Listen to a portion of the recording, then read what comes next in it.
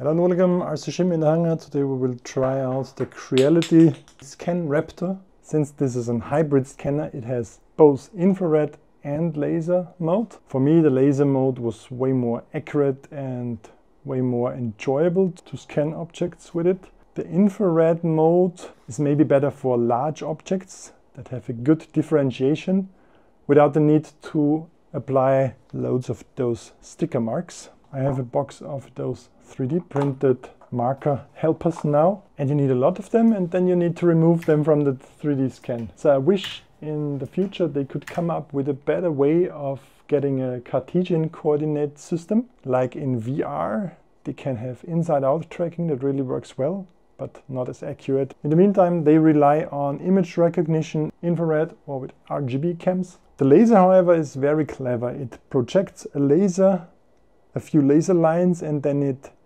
sees the bending of these laser lines in three-dimensional space, and that's a very clever solution and very, very accurate. The accuracy of the laser is really a standout feature, and you're almost in the realm of an industrial laser scanner to a very affordable price. Don't get me wrong, it's still an expensive toy. Geekbuying sponsored this. They sent this to me for review. I do get affiliate money if you buy this, so take this with a grain of salt. But I was really blown away by their pricing. With the coupon code you can get down below $1,000. You can get to 980 euros. Not even CREALITY themselves give it away with such a low price, so maybe just Geekbuying needs to clear them from their stock, I don't know. Be quick if you're really interested in one of those. You can take phone calls with this if you're old enough. You know what I mean? So the first steps after unboxing, I got the software from their page. I did a quick firmware update over the software, and then I already started to calibrate the scanner with this calibration chart. Go up and down a fair amount, from the side, from this side, back and front. Then it took quite a while to compute the calibration, and I got a score of 97.4, and I hope that's fine. So one of the important things for scanning with the laser is those tracker marks. You need them. On the infrared scanning mode, you could live without tracker points, but even there it's better with tracker points. But flat tracker points, also for this camera, they are not good visible. Use these three-dimensional tracker supports. The easiest ones are those pyramids. Attach 4 tracker points. As always, I will link those. Okay, that's the preparation. Such a turntable is nice. Those scan balls, you place a lot of them. You basically have the choice between laser mode and infrared mode. They have normal objects, face or body. The feature selection, geometry is something like this here. The infrared depth map tries to decide features. In texture mode, it uses the RGB cam to decide features and make the tracking with this. And in marker mode, most accurate one, because you have the best recognition of features. Since we're already here, let's try the infrared mode. In these 2 video frames, you see the exposure. Where it's red, it's maybe too much. And since this is again a black carbon object, it's not the easiest to scan. Now you have also a green. This is a good way to start it. And then you move just a little.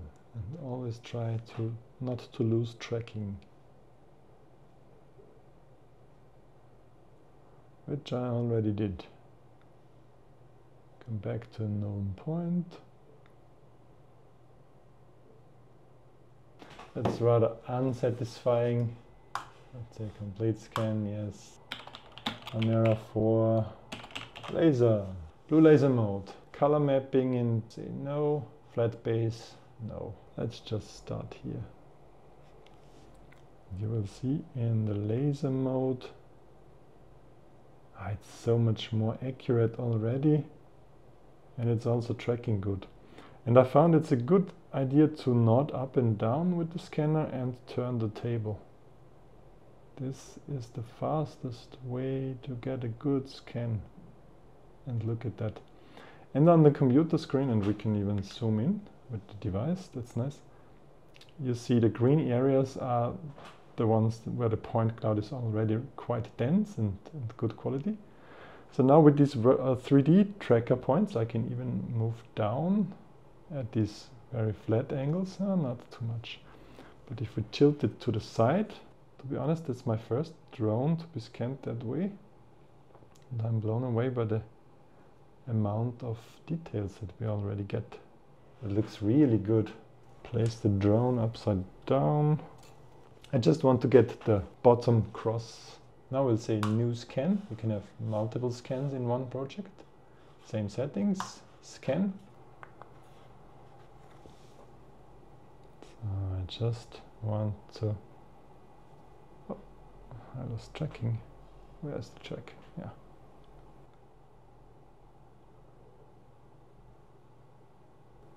Try not to wiggle too much with the object, because if the object moves in relation to the tracker points, this also isn't good for the accuracy of the 3D scan. Complete scanning, yes. Remove everything that I don't want. Basically, you should start with the very flat angle to get rid of all of the ground floor, and then you start here, go down, because this way you get a straight line. And see, I get all the ground plane. Searching for trackers, unwanted stuff.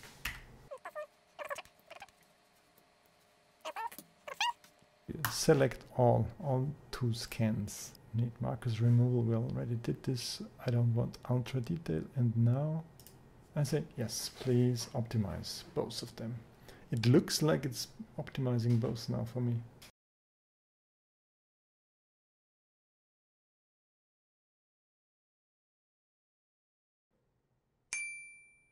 Let's see how the point merging works now. Beautiful.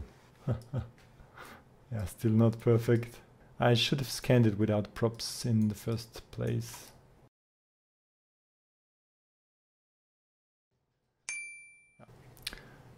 But the object looks really detailed. Has to be the most detailed 3D model of the Chimera 4. Which is a really good drone, by the way. This is a comparison between infrared on the right and laser on the left. And you see way more details, although the surface is a bit grainy. Scan spray makes this look even better. But if we look on the bottom, which is just plastic, you see a lot of details down there. And it's also a 2-part scan. And the DJI Mic standing here. And next with blue laser. But it looks so cool, and so, I mean, this is the highest possible resolution used. You see how much more detail we get with the laser. I mean, the top is still problematic with the reflective transparent cover. It's most striking at details like this button here and the USB-C port, and also on the clip here, how much more detail we have. When you meshed it, you can get the color representation of it. Which makes sense, you can't display the color mapping on a point cloud. That actually looks pretty decent. Yeah, this is orange, in the middle it's white, orange. This is a 3D printed cam mount. And of course, figurines or statues like this work perfectly. You don't even need a second scan, you can do it all in one pass. Larger part, roughly 30 by 15 centimeters. This looks very clean of a part. It wasn't easy to align, and it didn't auto align, so I had to align upper and lower scan by myself, but look at that. Some portions like this inside there would need a bit more work. Put the little teeth down there. Those are actual functional teeth to clean the brush of the DREAME, of the Robo Vacuum. And the performance of something like a MacBook Air M1 was okay. It isn't luxury, but it is okay for the scanning job. While trying to scan this larger object, this 3D printer, I applied a lot of those orientation markers, but I should have used a few stickers there as well, because you see the gantry, the vertical stance are not fully green.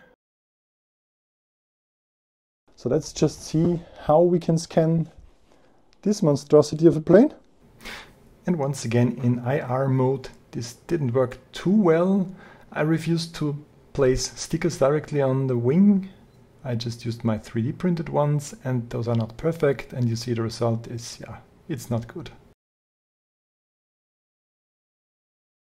Don't buy this with the expectation of scanning it magically and everything is fine in 5 minutes. No, it's work, but it's enjoyable work. I really like how slowly the object materializes almost on your screen. So the process in itself is already fun when it's not frustrating. It is frustrating if you have tracking issues. You need to step back a bit to see a larger image, to see more recognition markers. You can run it in auto contrast and auto brightness, whether you're scanning with laser or infrared mode, but you should really go to the manual settings and move the slider long enough to have the best contrast and the best brightness for your scans to work easier and better. For example, if you see all those tracker marks in the preview window and they turn red, this means you are too bright. You need to step down on the brightness or on the contrast. And if they disappear, you have issues with the tracking and then it will not work really well. Be prepared to invest a good amount of time scanning and then optimizing it on the PC. Have good PC hardware. Like for example, here I have a bit of an older desktop and a good graphics card, but the graphics card is also not really taken advantage of in the software. So if you want to use this mobile on a laptop, have a maximum 2 to 3 year old top-notch laptop. Check this out. This is this one frustrating part with my older laptop here. That software complains it is not responding, but if you look in the background now, it would be responding. I can see the reflective points when I move it in the cams. You can either upload logs or say yes to whatever. I got it to scan a few times already on this laptop. Apple M1 notebook worked quite well.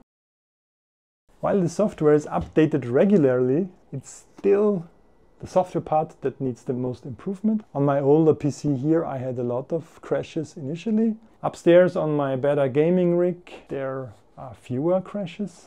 I've done a few prints. Oh. The replica of this Xbox controller, which turned out really nice, also thanks to the Flash Forge printer. Sorry, it's not a CREALITY printer that produced this. By now you should know if you want to buy this thing. If you do intend to buy it, take good care not to forget the coupon code to save a lot of cash. And I would really appreciate it if you used my affiliate link, which is down below. Thanks a lot for watching. See you next time. Bye for now.